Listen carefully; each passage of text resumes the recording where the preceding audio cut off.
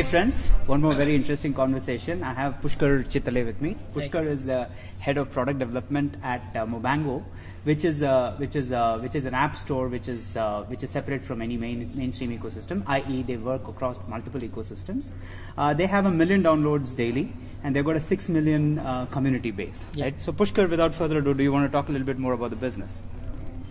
Yeah, so I guess as I told you, I mean it's an app store, and the primary objective is to generate downloads for our developers, help them in getting exposure to their apps, and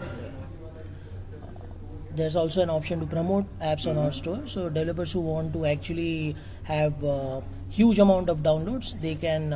We have a kind of a pay-per download mechanism, so they can pay us and they can generate downloads. And also Mobango helps out its developers with their own ad wrapper, which can connect to multiple networks, and of course by that way developers can monetize their apps. So basically you got two models for monetization, right? So you got the ad wrapper, which is basically around the advertising on the app, and you got the download itself. Is that also monetized? Download won't be a monetization for the developer itself, it's a monetization for us. That's our revenue stream. Okay, but is there a revenue share? No, there's no revenue share. For the developer, what we have is, one is the in-app advertising, and second is actually a try and buy option. Okay. So we again have a wrapper for try and buy, where the developer can have his game or application wrapped, and there are various options, like you can try the game once or twice and then you pay for the game, or maybe you play multiple levels and then you pay for the game. So that way also developers can monetize. So. Interesting, you got 1 million downloads every day. So where is the excitement in the is it all dominantly Indian or is it global? It's global. To specify, I would say it's for us it's India, US, UK and Italy. Okay. These are the primary... Italy? Okay. Interesting. We'll get into Italy a little bit later. But what kind of things are exciting right now? What kind of things are getting downloaded? If you say about apps, it's generally browsers, messengers, utility apps. That's it, I guess. I mean, these are the three primary items which get downloaded massively. So it's not really ABC yet. So it's not astrology, Bollywood, cricket, devotional. Yeah, see, cricket goes, but it's according to the season. So there's an IPL, so cricket generates downloads. But it's not like a cricket game would generate downloads the complete year.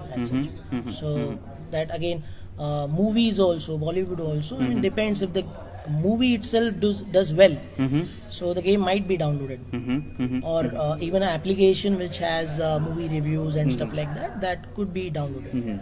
But that works. Bollywood also works. Trace a little bit of the journey of this, right? So what I'm trying to get to is, so what will this be like 3 years from now? But for that, I want you to tell me what it was maybe 1 year ago for you, and then how it has evolved so far, and where is it going in the future. So to start off, I would say we acquired Mobango. So we acquired Mobango in 2010. It's a UK-based company, and Mobango is a primary destination for UGC uploads, downloads, and apps, games uploads. And there was a community to it, so users can share what they are downloading. It was not connected to the typical social networks of today, but it itself had a social network of its own, which quite okay. I mean, it's just 6 million users. So active users could be somewhere around 3-4 lakhs. That could be it. So that is where we got Mobango. We bought Mobango at that time, and then slowly, as we understood this game better, we understood that this is a tool we can use to actually distribute the best possible games, and if we monetize this, if we add a monetization arm to this, then we are sure that better and better apps come on board. And so we worked a lot on the product area, the featuring part. We are working on the recommendation engine and everything.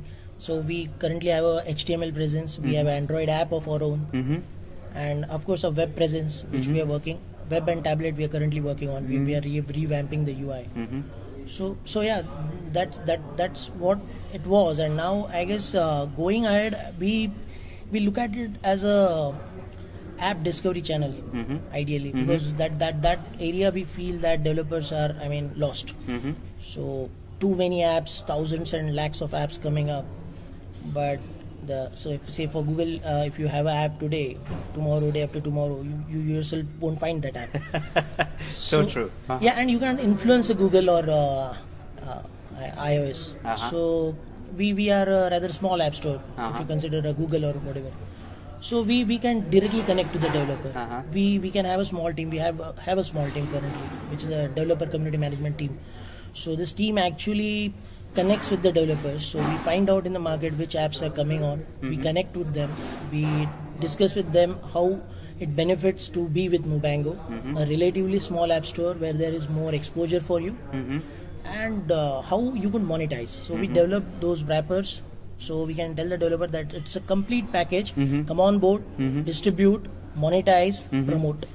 So promote is again where we earn the revenue. So we are first trying to generate revenue for the developer, and then saying, okay, fine, you generated revenue, now put some money back into the system to generate more downloads, and more downloads is more revenue for you. Absolutely. So that's a cycle. I mean, that's the way we are seeing it right now. Okay. And where do you see the progress in terms of either the number of users or the number of apps downloaded? What is the kind of scale that you're expecting?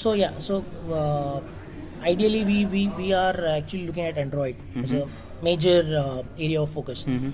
So when we started off, Java would be like the biggest pie. Today also it is. I mean, it's not like people should develop for Java, but people are developing for Java. But yeah, as we already discussed that Java has limitations as far as monetization comes. So Android has a lot of options. So currently, as I say, 1 million downloads. So 1.5 years back, Android used to be 5% of the 1 million downloads. Today we have taken it to a new level. So today we can say that it's almost 25% of the 1 million downloads. And we plan to increase it. We plan to take it much ahead of that, because we actually host Android apps. It's not like we are a referral system for Google Play. That's not so like you that. sit inside Android as a part of the ecosystem yourselves. Yeah. So we are an actual distributor. We host. You can actually upload the builds on Mobango. And whereas in iOS or something else, you're referral mode. We are kind of a referral because iOS is a closed system. Obviously. So we can't do much over there. But Android we are focusing very much. Something I'm sure is core to your heart. Talk about the evolution of technology. Where do you see, HTML5, other things that are coming online? What do you see as the future in terms of the technology play here? Yeah, so technology will be the enabler, of course. HTML5, wherever I see it today, it's shaping up well. It has various extra features which a normal HTML didn't have, and people didn't build applications on that. But today's HTML5 is certainly much better. But again, for HTML5, if you target your application, you have to also check the browser compatibility and the OS compatibility for the specific application. And there might be some areas where you can't actually utilize the HTML5, wherein the native part comes in. So there are some features which will require to use the native OS. So HTML won't be of much help over there. At end of the day, HTML5 people look into it as once developed and used for all OS. So that is the shining point of HTML5, I would say. But native apps, I feel native apps would remain. Native apps will play a bigger role. But just as I said, simple apps which are like taking you to some kind of a service, and the service is generating revenues, I would go for a HTML app.